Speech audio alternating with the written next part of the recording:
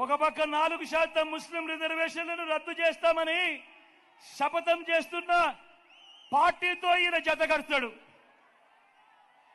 ఒక పక్క 4% ముస్లింల రిజర్వేషన్లు రద్దు చేస్తామని శపథం చేస్తా ఉన్న బీజేపీ పార్టీతో ఈయన జతకడతాడు.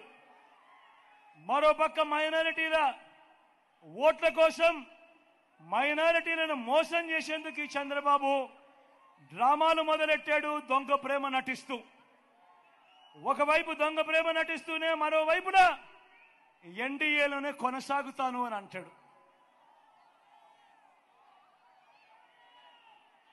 నేను అడుగుతా ఉన్నా, ఇంతకన్నా ఊసరి వెళ్లి రాజకీయాలు ఎక్కడైనా ఉంటాయా అని అడుగుతా ఉన్నా.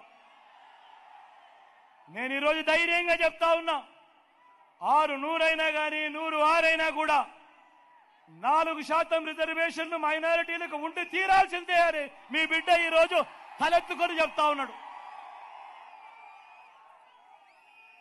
ఇది మీ జగన్ మాట, ఇది మీ వైఎస్ఆర్ బిడ్డ మాట. దీనికోసం ఎందాకైనా కూడా పోరాడుతా. మరి బాబు, మరి చంద్రబాబు ఇలా మోడీ సభలో చెప్పగలడా? మరి ఎన్డీఏ నుంచి బయటకు రాగలడా? మరి ఎందుకు ఈ దొంగ ప్రేమ?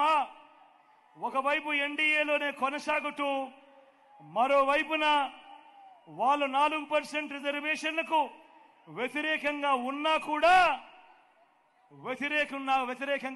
కూడా వాళ్ళతోనే జతకట్టి ఎందుకు ఎన్డీఏలో ఉన్నావు అని అడుగుతా ఉన్నాడు మీ బిడ్డ. ఈరోజు 4% రిజర్వేషన్లు వెనుకబాటు ప్రాతిపదికగా ఇచ్చిన రిజర్వేషన్లు. ఇలాంటి వెనుకబాటుకు గురైన వారికి ఇచ్చిన రిజర్వేషన్ల మీద రాజకీయం చేస్తూ వారి జీవితాలతో చెలగాటమాడడం ధర్మమేనా? ఇది కరెక్టేనా అని ప్రతి ఒక్కరూ ఆలోచన చేయాలి.